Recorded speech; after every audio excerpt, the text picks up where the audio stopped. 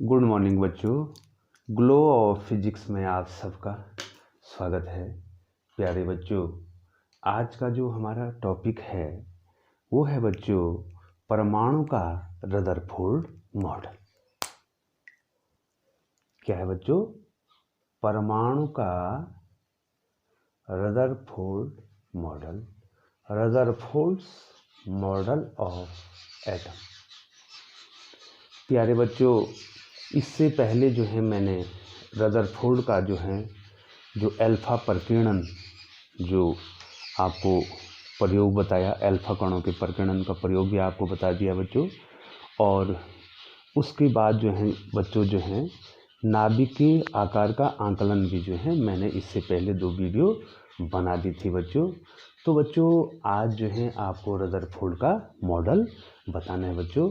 तो बच्चों आप इसमें ध्यान देंगे। तो बच्चों सबसे पहले सन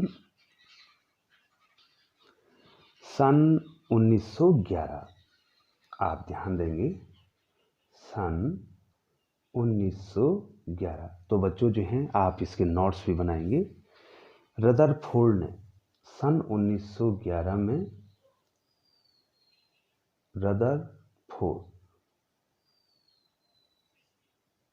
रदरफोर्ड ने परमाणु का एक मॉडल दिया बच्चों। रदरफोर्ड ने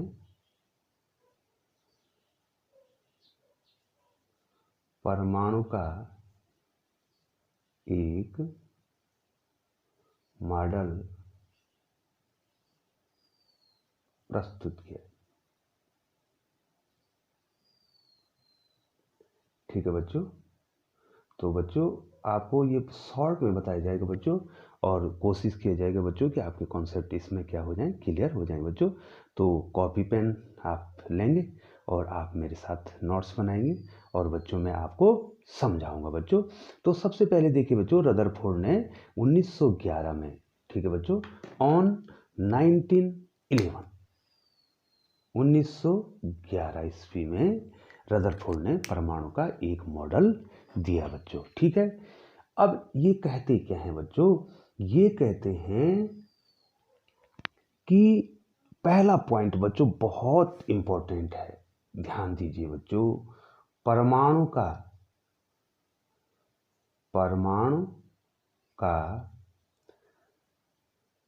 समस्त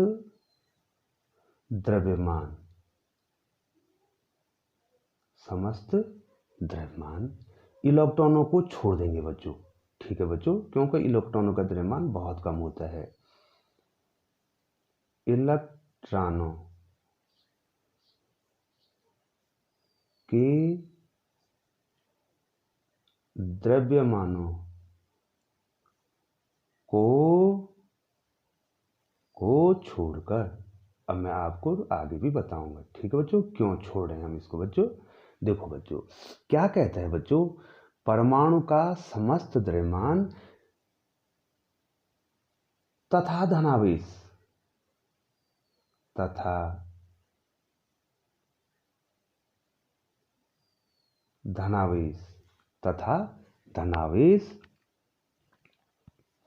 परमाणु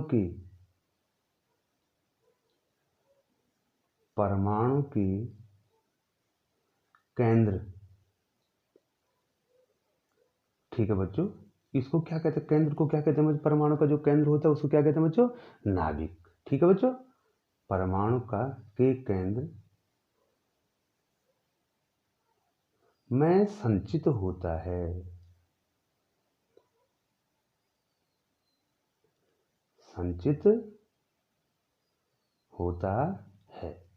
ठीक है बच्चों, सबसे पहले मैं इसी पॉइंट को आपको डिस्कशन करना चाहूंगा बच्चों कि परमाणु का जो समस्त द्रव्यमान है और धनावेश है वो परमाणु के केंद्र में संचित रहता है। ठीक है बच्चों। अब देखो इस प्रकार से बनाए बच्चों जो है रदरफोर्ड ने जो है। अब आपको इस पॉइंट को मैं क्या करूंगा बच्चों, डिस्कस करना चाहूंगा बच्चों। थोड़ा आप ध्यान देंगे इसमें, तब तक जो है बच्चों आप कॉपी और पेन लेंगे बच्चों और नोट्स बनाना शुरू कर देंगे बच्चों। जितना आप लिखेंगे बच्चों आपको उतना ज़्यादा आएगा। ठीक है बच्चों। अब रदरफोर्ड जी क्या कहते हैं बच्चों कि मान लीजिए बच्चों ये मैंने परमाणु बना दिया और ये कहते हैं कि परमाणु का जो समस्त द्रव्यमान है वो क्या है बच्चों, इसके केंद्र में बच्चों। ठीक है, इसका जो केंद्र है ये देखिए बच्चों, इसका जो क्या है केंद्र है। ठीक है, ये देखिए समस्त द्रव्यमान और जो उसका धनावेश है। ठीक है बच्चों, इस छोटे से भाग में संचित रहता है बच्चों। ठीक है बच्चों।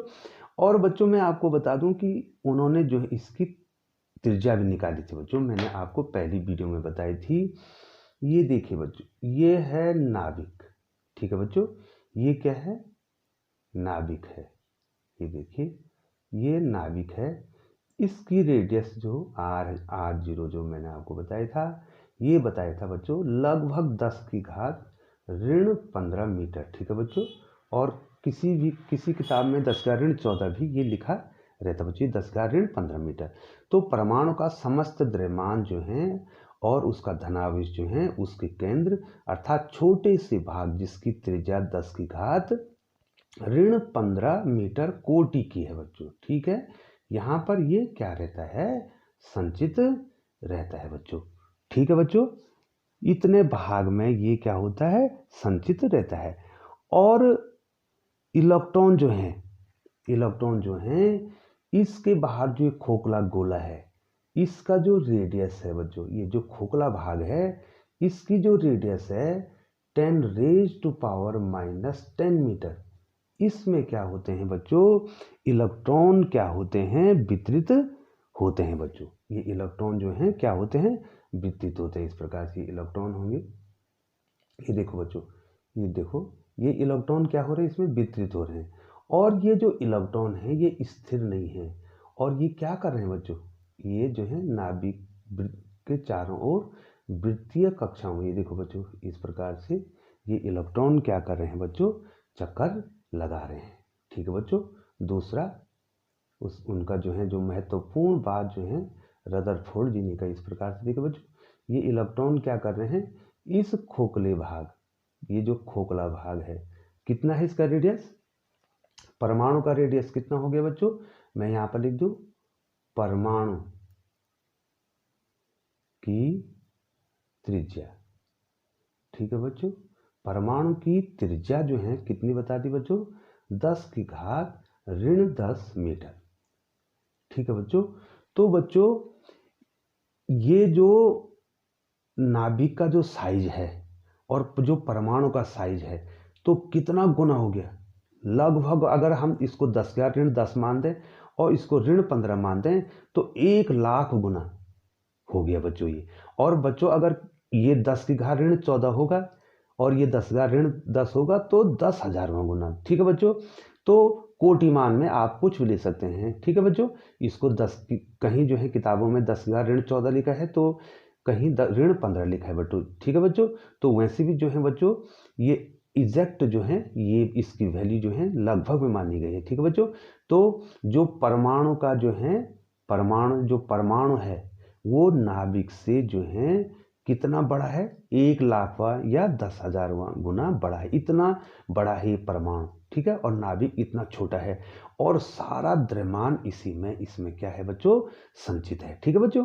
तो आ गया बच्चों आपको। तो दूसरा, पहला तो क्या कह दिया बच्चों उन्होंने, परमाणु का समस्त द्रव्यमान इलेक्ट्रॉनों के द्रव्यमानों को छोड़कर तथा धनावेश परमाणु के केंद्र जिसको नाभिक कहते हैं उसमें संचित रहता है।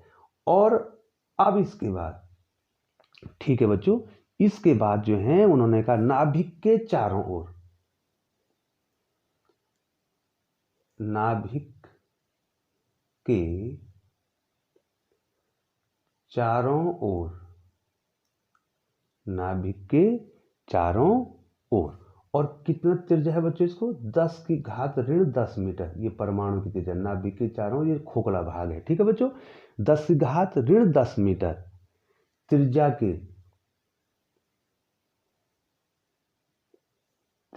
के खोखले गोले में,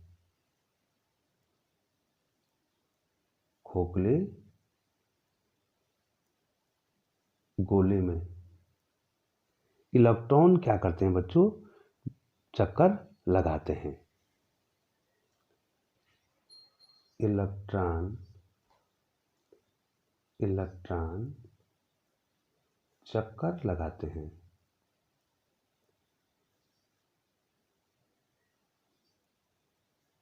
ठीक है बच्चों, ये स्थिर नहीं है बच्चों, ये क्या कर रहे हैं, चक्कर लगा रहे हैं बच्चों। ठीक है बच्चों, दूसरा आ गया कि जो इलेक्ट्रॉन है वो जो खोखला गोला है अर्थात परमाणु की जो त्रिज्या है, ये भाग है, ये भाग कितना है बच्चों, 10⁻10 मीटर है। तो इसमें इलेक्ट्रॉन क्या कर रहे हैं, वृत्तीय कक्षाओं में क्या कर रहे हैं, चक्कर लगा रहे हैं बच्चों। ये स्थिर नहीं है बल्कि ये क्या कर रहे हैं, चक्कर लगा रहे हैं बच्चों।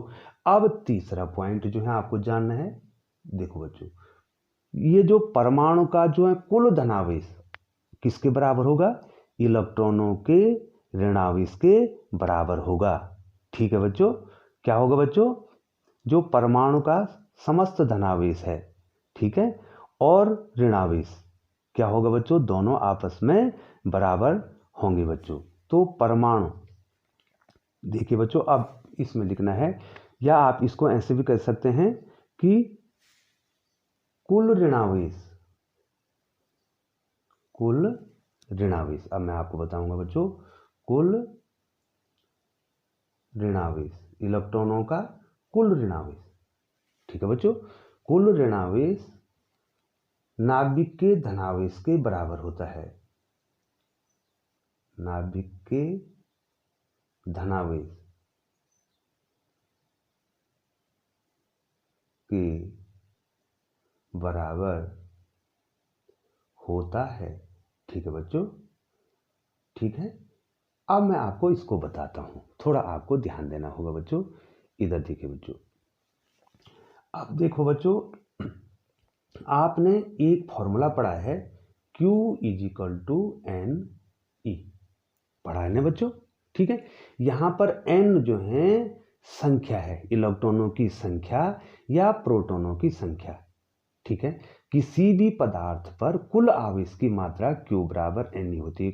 आपने आवेशों का क्वांटिमीकरण पढ़ा था बच्चों। ठीक है बच्चों, अब आपको यहां पर ध्यान देना है बच्चों कि परमाणु में जो है, परमाणु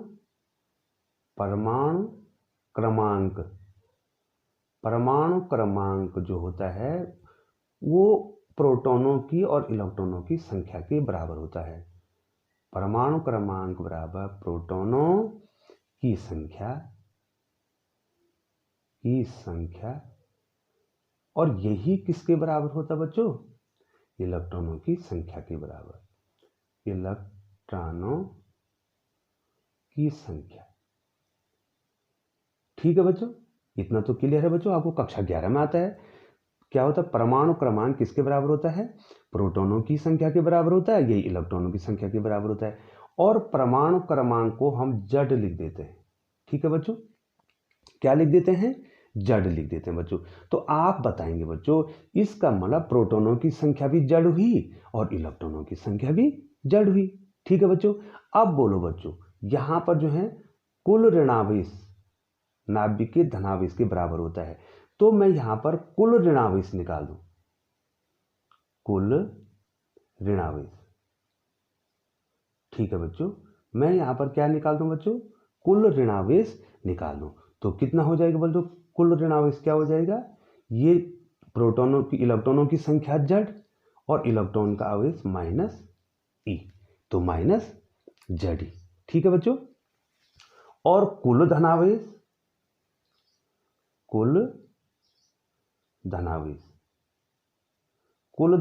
कितना हो जाएगा बच्चों, प्रोटॉनों की संख्या जड़ और प्रोटॉनों का जो है आवेश +E।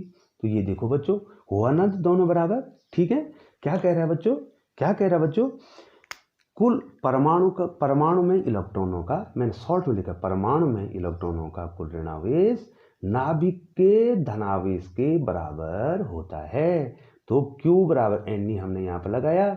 यहाँ पर परमाणु क्रमांक ही प्रोटॉनों की संख्या और इलेक्ट्रॉनों की संख्या होती है, और प्रोटॉनों की संख्या को भी जड़ लिखेंगे, इलेक्ट्रॉनों की संख्या को भी जड़ लिखेंगे। तो कुल ऋणावेश जेड ही आ गया और कुल धनावेश कितना आ गया प्लस जेड ही आ गया बच्चों। इसलिए बच्चों ये देखिए कुल ऋणावेश और कुल धनावेश अगर बराबर हो गए तो परमाणु क्या होता है बच्चों, उदासीन होता है। ठीक है बच्चों, परमाणु पर नेट कोई आवेश नहीं होता है, क्योंकि माइनस जेड ही प्लस जेड ही जुड़ जाएंगे तो कितना हो जाएगा बच्चों, कुल आवेश। परमाणु का कुल आवेश क्या होता है, शून्य होता है। परमाणु क्या होता है बच्चों, उदासीन होता है। तो तीसरा पॉइंट ये जो है रदरफोर्ड जी ने कहा कि परमाणु में जो है जो इलेक्ट्रॉनों का कुल ऋणावेश है वो नाभिक के धनावेश के बराबर होता है बच्चों। ठीक है बच्चों, उसके धनावेश के बराबर होता है बच्चों। अब बच्चों अगला बहुत महत्वपूर्ण पॉइंट आने वाला है कि इलेक्ट्रॉन जो हैं वृत्तीय कक्षाओं में घूम रहे हैं। ठीक है बच्चों, तो उनके लिए अभिकेंद्र बल कहाँ से मिलेगा बच्चों, क्योंकि घूमने के लिए अभिकेंद्र बल की आवश्यकता होती है और अभिकेंद्र बल मिलेगा कहाँ से बच्चों। तो बच्चों मैं आपको कक्षा 11 में ले जाता हूँ थोड़ा सा। देखो बच्चों, हमने कहा था कि पृथ्वी सूर्य के चारों ओर चक्कर लगा रही है और वृत्तीय कक्षा में चक्कर लगा रही बच्चों। उसको घूमने के लिए अभिकेंद्र बल की आवश्यकता होती है और अभिकेंद्र बल कहाँ से मिलेगा बच्चों। अब आपको आता है बच्चों, पृथ्वी और सूरज के बीच गुरुत्वाकर्षण बल लगेगा और वही गुरुत्वाकर्षण बल पृथ्वी को घूमने के लिए अभिकेंद्र बल बनाएगा। ठीक है बच्चों, अब आपको यहाँ पर जानना है। मैं पहले लिख देता हूँ बच्चों, फिर आपको डिस्कस करता हूँ। ठीक है बच्चों, विभिन्न कक्षाओं में जो इलेक्ट्रॉन घूम रहे हैं इनके लिए आवश्यक कक्षाओं में, विभिन्न कक्षाओं में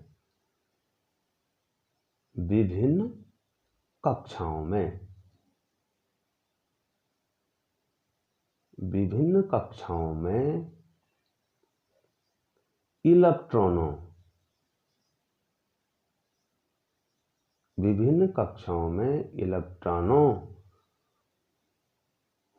को घूमने के लिए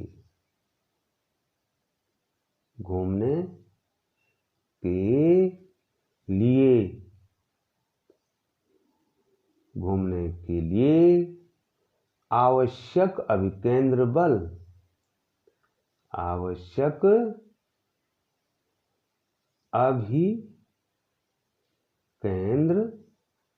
बल किससे मिलेगा बच्चों, नाभिक और इलेक्ट्रॉनों के बीच जो आकर्षण बल लगेगा बच्चों। ठीक है, अभिकेंद्र बल इलेक्ट्रॉन तथा, मैं इसको समझाता हूं बच्चों की, पहले थोड़ा सा नोट्स बना दो। इलेक्ट्रॉन तथा नाभिक के बीच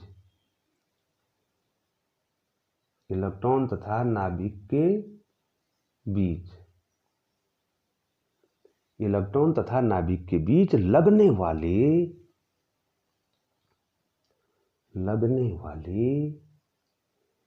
स्थिर वैद्युत आकर्षण बल लगता है बच्चों। ठीक है बच्चों, आप कूलाम का नियम पढ़ा होगा आपने, स्थिर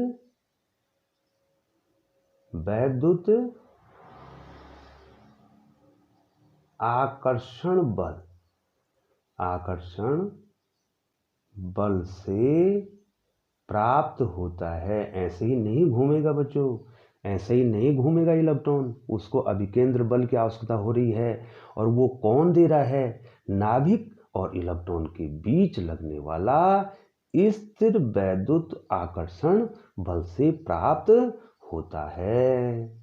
ठीक है बच्चों, घूमने के लिए क्या चाहिए बच्चों, गोल गोल घूमने के लिए क्या चाहिए बच्चों, अभिकेंद्र बल चाहिए। और अभिकेंद्र बल कहाँ से मिल रहा है, नाभिक और इलेक्ट्रॉन के बीच जो क्या लगेगा, स्थिर वैद्युत आकर्षण बल लगेगा। ठीक है बच्चों, तो बच्चों जो है यहां पर जो है बच्चों मैं आपको बता दूं किस प्रकार से वो बल कार्य करेगा बच्चों। थोड़ा ध्यान देंगे बच्चों। यहां पर बच्चों ये देखिए, मैं एक इलेक्ट्रॉन को बना देता हूं बच्चों, ये ध्यान से देखेंगे बच्चों आप। ये इलेक्ट्रॉन है, ठीक है बच्चों, ये यहाँ पर क्या है, इलेक्ट्रॉन है बच्चों। और ये परमाणु का नाभिक है, ये परमाणु का क्या है, नाभिक है बच्चों। और मान लीजिए इसके बीच की दूरी क्या है, ये परमाणु की क्या है, रेडियस है बच्चों। तो बच्चों बताओ, मैंने कहा था यहाँ पर देखो कि प्रोटॉनों की संख्या को क्या बोलेंगे, जेड। प्रोटॉनों की संख्या तो क्या हो जाएगी बच्चों, जितना परमाणु क्रमांक है, प्रोटॉनों की संख्या बराबर परमाणु क्रमांक, और परमाणु क्रमांक को कितना बोला था बच्चों, जेड। अब यहां पर हमारे पास फॉर्मूला क्या है, क्यू बराबर एन ई माने परमाणु प्रोटॉनों की संख्या। तो प्रोटॉनों की संख्या परमाणु क्रमांक के बराबर है, तो क्यू बराबर जेड ई, बार बार आएगा बच्चों आपके पास। तो यहाँ पर इसका जो आवेश हो जाएगा ये हो जाएगा जेड ई, ठीक है बच्चों। और एक आवेश ये है। तो बच्चों कूलाम के नियम के अनुसार, अब कूलाम का नियम क्या होता है बच्चों, ये आपको आता है बच्चों, स्थिर वैद्युत जो बल होता है। ये देखिए बच्चों, यहाँ पर हमारे पास क्या है बच्चों, दो आवेश है, एक Q1 है एक Q2 है, इनके बीच की दूरी r है। तो यहाँ पर स्थिर वैद्युत बल कितना होता है बच्चों, F = 1/4 पाई ε0 Q1 Q2 और बटी क्या हो जाएगा बच्चों, r हो जाएगा। अब आप हमको बताएंगे कि यहाँ पर स्थिर वैद्युत बल कितना मिलेगा बच्चों, यहाँ पर कितना मिलेगा बच्चों, बताइए बच्चों कितना मिलेगा, 1/4 पाई ε0 तो आएगा, Q1 की जगह पर क्या आएगा बच्चों, जेड ई आएगा, और Q2 की जगह पर ई आएगा, और बटे कितना आ जाएगा बच्चों, r²। ठीक है बच्चों, तो इतना बच्चों, तो 1/4 पाई ε0 ZE² बटे r²। ठीक है बच्चों, ये देखो, सॉरी बच्चों, F = 1/4 पाई ε0 Q1 Q2 अपॉन r²। ये लिखने में बच्चों कभी गड़बड़ हो जाता है, आपको इसको मेंशन नहीं करना बच्चों, क्योंकि आपको आता है बच्चों। तो बच्चों ये जो है स्थिर वैद्युत आकर्षण बल लग रहा है, ठीक है बच्चों। और यही बल जो है क्या कर रहा है, अभिकेंद्र बल दे रहा है बच्चों। अब मैं अभिकेंद्र बल आपको बता देता हूं बच्चों, आप यहाँ पे थोड़ा ध्यान देंगे बच्चों। ये देखिए बच्चों, अब इधर देखिए, ये मैंने वृत्तीय कक्षा बना दी, अब मैंने सीधा नाभिक को केंद्र बना दिया। अब बच्चों यहाँ पर ये इलेक्ट्रॉन कितनी रेडियस है, r है। अब यहाँ पर जो इलेक्ट्रॉन है जिसका मास m है और उसकी वेलोसिटी v है, तो इसकी सेंटर की ओर जो है एक क्या करता है बच्चों, एक एसिलरेशन काम करता है, सेंट्रीपिटल एसिलरेशन, अर्थात अभिकेंद्र त्वरण। अभिकेंद्र त्वरण सेंट्रीपिटल एसिलरेशन काम करेगा, और जब एसिलरेशन काम करेगा तो फोर्स की डायरेक्शन भी वही हो जाएगी बच्चों। और A = होता है v²/r, जो सेंट्रीपिटल एसिलरेशन होता है वो केंद्र की ओर काम करता है बच्चों। और इससे F = ma हो जाएगा, फोर्स क्रिएट होगा। तो कितना आ गया बच्चों, F = m का मान रख दो, m, ये देखिए बच्चों, mv²/r। तो एक फोर्स क्रिएट होता है बच्चों, यहाँ पे कितना फोर्स क्रिएट होगा, मान लीजिए बच्चों इसको स्थिर वैद्युत जो आकर्षण बल है उसको F1 लिख देता हूँ। तो अब यहाँ पर जो है जो F2 फोर्स है, अर्थात कौन सा फोर्स, अभिकेंद्र बल, वो कितना हो जाएगा, mv²/r। ठीक है बच्चों, तो ये दोनों फोर्स जब ये जो F1 है वो F2 को बना देगा, यही क्या देगा, उसको आवश्यक अभिकेंद्र बल देगा बच्चों। तो ये मान लीजिए इक्वेशन 1 बना देता हूं, इसको क्या इक्वेशन 2 बना देता हूं बच्चों।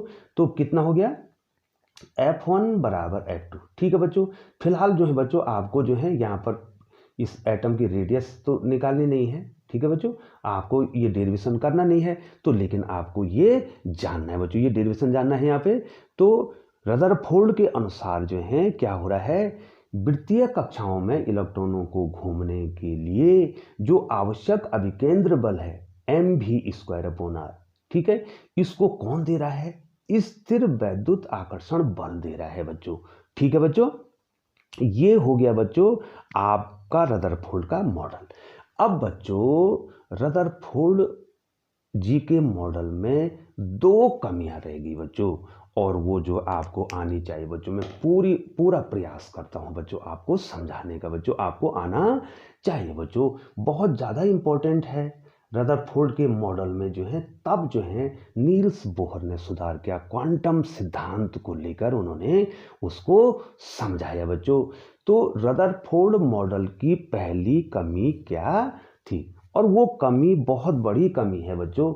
और वो कमी इसलिए हुई बच्चों क्योंकि जो है रदरफोर्ड जी ने इसमें जो है मेनली जो है इलेक्ट्रॉन को घूमने के लिए तो बता दिया बच्चों कि इलेक्ट्रॉन क्या कर रहा है, नाभिक के चारों ओर घूम रहा है बच्चों, ठीक है, घूम रहा है। लेकिन उन्होंने ऊर्जा के बारे में नहीं बताया कि बच्चों अगर इलेक्ट्रॉन घूम रहा है तो उसके पास कितनी ऊर्जा है। बच्चों बिना ऊर्जा के जो है क्या होगा, इलेक्ट्रॉन घूमेगा, ठीक है, ऊर्जा कम होती जाएगी और वो नाभिक में गिर जाएगा, ठीक है बच्चों। तो सबसे बड़ा ड्रॉबैक इसमें सामने आया बच्चों कि इन्होंने परमाणु के स्थायित्व के संबंध में नहीं बता पाई बच्चों, ठीक है। तो पहला पॉइंट है, आप समझेंगे बच्चों, तो मैं लिख रहा हूं, ठीक है बच्चों, मैं पूरा समझाता हूं बच्चों आपको। परमाणु के स्थायित्व, स्टेबिलिटी, स्थायित्व के संबंध में, ठीक है बच्चों, सबसे बड़ी कमजोरी इनकी यही रही बच्चों, संबंध में, ठीक है। ये देखो सबसे पहला पोस्टुलेट, ये कमी यही आती है बच्चों, ठीक है बच्चों। Regarding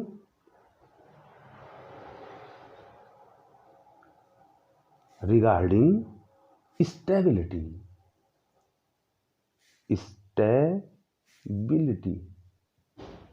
regarding stability of atom, ठीक है बच्चों।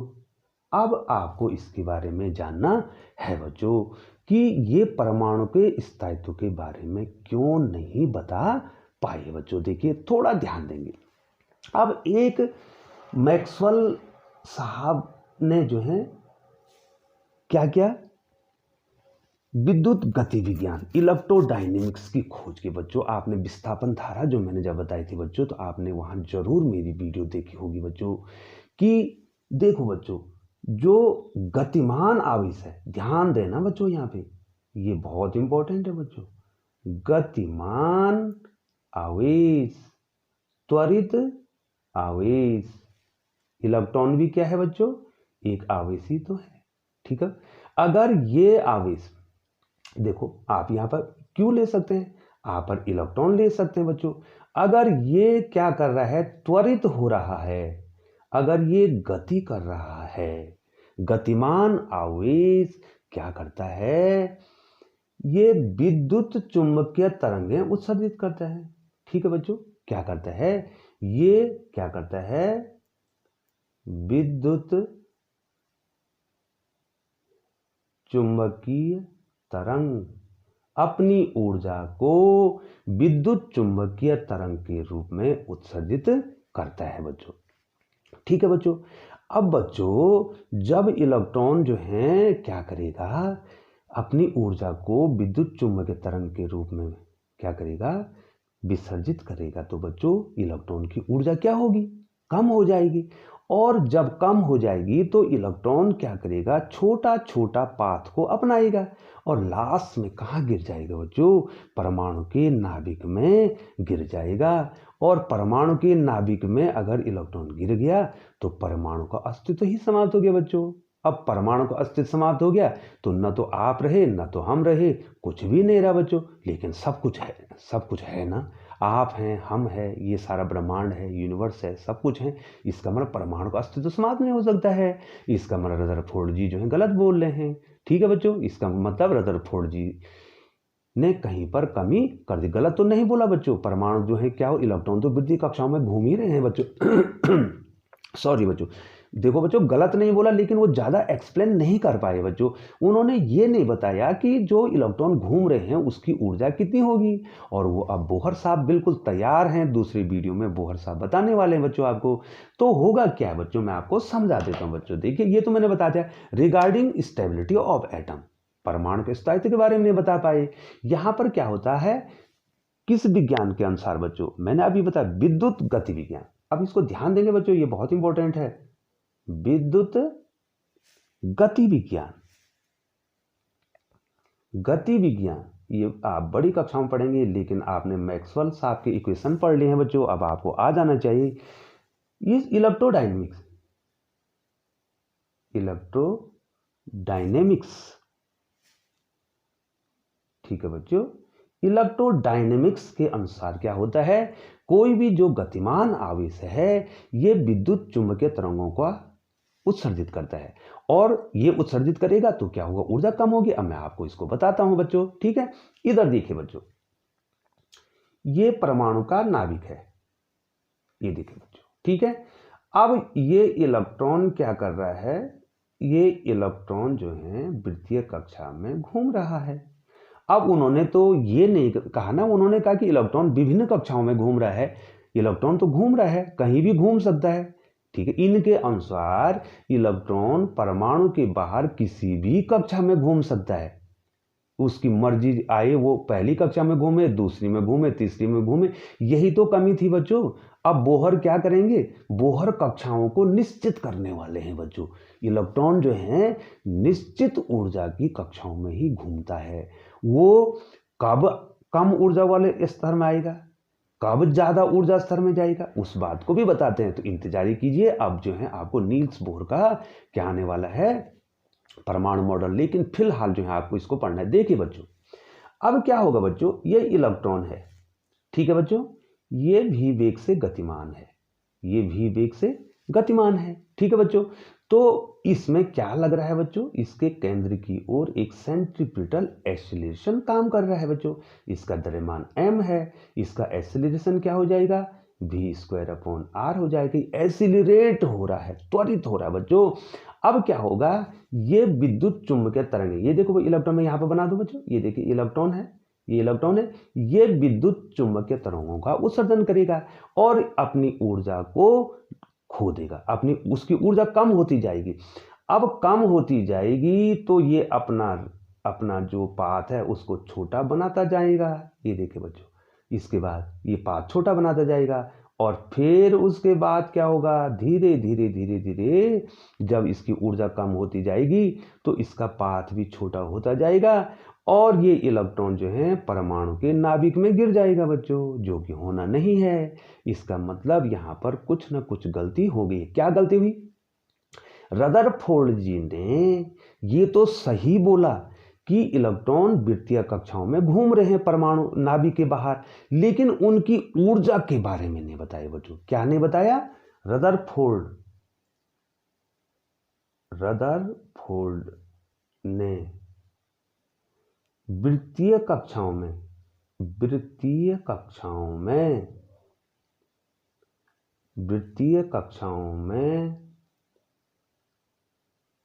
घूमने वाले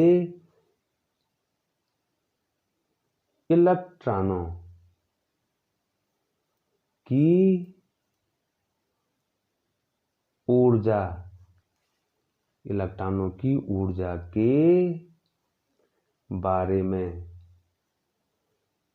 नहीं बताया, बस यही इनकी कमी हो गई प्यारे बच्चों। यदि ये बता देते कि कितनी ऊर्जा है तो तब इस प्रकार से नहीं होना था। अगर ऊर्जा के बारे में नहीं बता रहे तो बच्चों ये होना है, क्योंकि इलेक्ट्रॉन जो है वृत्तीय कक्षाओं में घूम रहा है और वो अपनी ऊर्जा का उत्सर्जन करेगा। जैसे जैसे उसकी ऊर्जा कम होगी वो छोटा पथ बनाता जाएगा, और एक स्थिति ऐसी आएगी कि वो नाभिक में गिर जाएगा और परमाणु का अस्तित्व क्या हो जाएगा, समाप्त हो जाएगा। ठीक है बच्चों, तो पहला ड्रॉबैक इनका ये था बच्चों। ठीक है बच्चों, अब दूसरा ड्रॉबैक बताते हैं बच्चों जो है अब दूसरा ड्रॉबैक है, और बच्चों वो आपको जानना है, आप आगे स्पेक्ट्रम पढ़ने वाले हैं बच्चों। दूसरी कमी क्या है बच्चों इसमें, अब कह क्या रहे हैं बच्चों, ये कह रहे हैं कि इलेक्ट्रॉन वृत्तीय कक्षाओं में लगातार क्या कर रहा है, घूम रहा है। अब देखो रदरफोर्ड के अनुसार क्या हो रहा है, रदरफोर्ड फोल्ड के अनुसार इलेक्ट्रॉन क्या कर रहा है बच्चों, जब उसकी ऊर्जा कम होगी तो क्या होगा, वो त्रिज्या, पथ की त्रिज्या, रदरफोर्ड के अनुसार इलेक्ट्रॉन के पथ की, ठीक है बच्चों, इलेक्ट्रॉन के पथ की त्रिज्या क्या हो रही है, बदल रही बच्चों, ठीक है, त्रिज्या बदलने से, जब त्रिज्या बदलेगी बच्चों तो क्या हो जाएगा, उसकी आवृत्ति भी बदल जाए, बदलने से आवृत्ति भी बदलेगी। अब मैं इसको समझाता हूं, ठीक है बच्चों, क्या हो रहा है, देखो बच्चों, अगर वो एक ही कक्षा में घूमता तो बच्चों उसकी आवृत्ति नहीं बदलनी थी, ठीक है बच्चों। अब वो क्या हो रहा है, देखो बच्चों, वो जो है जब उसकी ऊर्जा कम होगी तो वो छोटा पथ अपनाएगा, फिर छोटा पथ अपनाएगा, फिर छोटा पथ अपनाएगा, इसका मतलब उसकी त्रिज्या बदल रही है, क्या पथ की क्या बदल रही है बच्चों, त्रिज्या बदल रही, आ रहा ना बच्चों आपको, इस प्रकार से देखिए, इस प्रकार से मैं आपको बना दूं, फिर बना दूं, यहाँ पर नाभिक है, ये देखो पहले ये पथ था उसकी, इसकी त्रिज्या देखो, मैं ये नाभिक बना, इसकी त्रिज्या मान लीजिए ये थी, अब उसने क्या होगा, ऊर्जा कम होगी, ये पथ अपना दिया, उसकी त्रिज्या फिर जो है ये होगी, फिर उसके बाद उसने और छोटा पथ अपना दिया, तो पथ की त्रिज्या क्या हो रही है, बदल रही है, तो इससे क्या हो जाएगा बच्चों, इसकी आवृत्ति भी बदल जाएगी, और आवृत्ति बदलेगी तो तरंग दैर्घ्य भी बदलेगा, ठीक है बच्चों, क्या बदलेगा, तरंग दैर्घ्य भी बदलेगा, क्योंकि C इज इक्वल टू क्या होता है, न्यू लैम्डा होता है बच्चों, ठीक है। अब यहां पर न्यू बराबर क्या है, C बटे लैम्डा, लैम्डा और लैम्डा बराबर क्या हो जाएगा, C बटे क्या हो जाएगा, न्यू हो जाएगा, ये एक दूसरे के उल्टे हैं बच्चों, न्यू और लैम्डा। अगर आवृत्ति बदलेगी, अगर पथ की त्रिज्या बदलने से उसकी आवृत्ति बदलेगी बच्चों, आवृत्ति का संबंध किससे है बच्चों, ऊर्जा से बच्चों, ये आना चाहिए ना बच्चों आपको, ठीक है बच्चों, E इज इक्वल टू क्या होता है, एच न्यू, ये समझना चाहिए आपको, ठीक है बच्चों। तो H तो प्लांक नियतांक है, तो E प्रोपोर्शनल न्यू हो जाएगा, इसका मतलब जैसे जैसे वो छोटा पथ हो अपनाएगा, क्यों अपना रहा है छोटा पथ, क्योंकि ऊर्जा कम हो रही ना, ऊर्जा कम हो रही है तभी तो वो नीचे आ रहा है, और जब ऊर्जा बिल्कुल उसके बाद रहेगी नहीं तो नाभिक में गिर जाएगा बच्चों, तो ऊर्जा क्या हो रही, कम हो रही है, ऊर्जा कम हो रही तो आवृत्ति बदल रही है, ठीक है, आवृत्ति बदल रही है तो तरंग दैर्घ्य बदल रहा है, तो इसका मतलब ये हो गया कि अब क्या करेगा बच्चों, वो क्या करेगा, कैसे इलेक्ट्रॉन निकालेगा, सभी आवृत्तियों के, यहां से दूसरी आवृत्ति का निकलेगा, यहां से दूसरी आवृत्ति का निकलेगा, और फिर जब नजदीक जाएगा उससे और आवृत्ति का निकलेगा, तो विभिन्न, ठीक है बच्चों, इलेक्ट्रॉन, यहां पर जो है इलेक्ट्रॉन, अब मैं यहां पर एक की पॉइंट हो गया, इलेक्ट्रॉन सभी आवृत्तियों या तरंग दैर्घ्य कह सकते हैं, सभी आवृत्तियों की, ये की पॉइंट है बच्चों, विद्युत चुम्बकीय तरंगें उत्सर्जित करेगा, विद्युत चुम्बकीय तरंगें उत्सर्जित करेगा, ठीक है बच्चों, एक ही आवृत्ति थोड़ी नहीं मिलेगी उसमें, अलग अलग आवृत्ति मिलेगी, ठीक है। अब इसी को कहते हैं बच्चों, ये जो है जब विभिन्न आवृत्तियों के विद्युत चुम्बकीय तरंगें आपको मिलती हैं, इसको कहते हैं सतत स्पेक्ट्रम, ठीक है बच्चों, क्या कहेंगे बच्चों इसको, सतत स्पेक्ट्रम, कंटिन्यूअस स्पेक्ट्रम,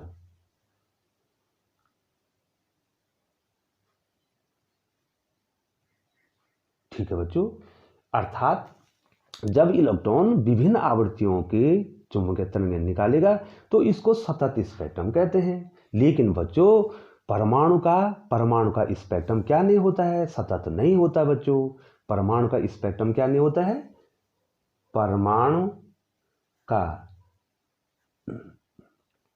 स्पेक्ट्रम सतत नहीं होता, ऐसा नहीं होता है बच्चों, परमाणु का स्पेक्ट्रम सतत नहीं होता है। इसका मतलब यहाँ पर ये क्या होगी है, कमी होगी है, बल्कि जो है परमाणु से क्या होते हैं, अब क्या होता है, अगर परमाणु का स्पेक्ट्रम सतत नहीं होता तो क्या होता है, रेखीय स्पेक्ट्रम होता है बच्चों। ठीक है, क्या होता है, रेखीय स्पेक्ट्रम। ठीक है बच्चों, क्या होता है परमाणु का स्पेक्ट्रम, रेखीय स्पेक्ट्रम होता है। ये देखिए सतत नहीं होता है, विभिन्न ऊर्जाओं, विभिन्न आवृत्तियों के विद्युत चुम्बकीय तरंगें नहीं निकलती हैं, कुछ निश्चित आवृत्तियां ही होती हैं बच्चों।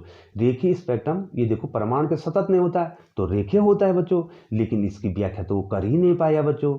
ठीक है बच्चों, ठीक है, अर्थात इसमें क्या होता है, परमाणु में, अब रेखीय स्पेक्ट्रम समझो बच्चों, परमाणु से कुछ निश्चित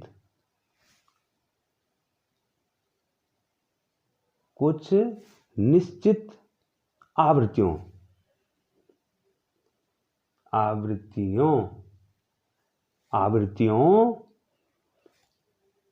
की तरंगें उत्सर्जित होती हैं। ठीक है बच्चों, उत्सर्जित होती हैं। ठीक है बच्चों, ये बहुत इंपॉर्टेंट है।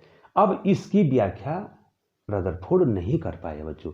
रदरफोर्ड के अनुसार तो स्पेक्ट्रम सतत होना चाहिए, जैसे जिस प्रकार से वो बोल रहे हैं, जिस प्रकार से रदरफोर्ड जी इस एक्सप्लेन कर रहे हैं, उसके अनुसार तो परमाणु का स्पेक्ट्रम सतत होना चाहिए, लेकिन परमाणु का स्पेक्ट्रम सतत नहीं होता है। अर्थात उसमें स्पेक्ट्रम में सभी क्या होते हैं, तरंगदैर्घ्य नहीं होते हैं, वो आवृत्तियां नहीं होती हैं, वो स्पेक्ट्रम होता है रेखीय स्पेक्ट्रम। अर्थात परमाणु में निश्चित आवृत्तियों की ही क्या होते तरंगें होती हैं। इसका मतलब ये हो गया कि क्या होगा, इसका मतलब जो है ये हो गया है कि अब जो है वो क्या करेगा, फिक्स ऊर्जा में, फिक्स जो क्या है उसके ऑर्बिट हैं उसमें क्या करेगा, गति करेगा, और उसकी ऊर्जा क्या होगी, फिक्स होगी। इसको अब जो है आगे जो है इस कमी को नील बोहर ने क्वांटम सिद्धांत के आधार पर क्या किया बच्चों, और दूर किया बच्चों। और ये सभी कमियों को हम जो है अब अगली वीडियो में बताएंगे बच्चों।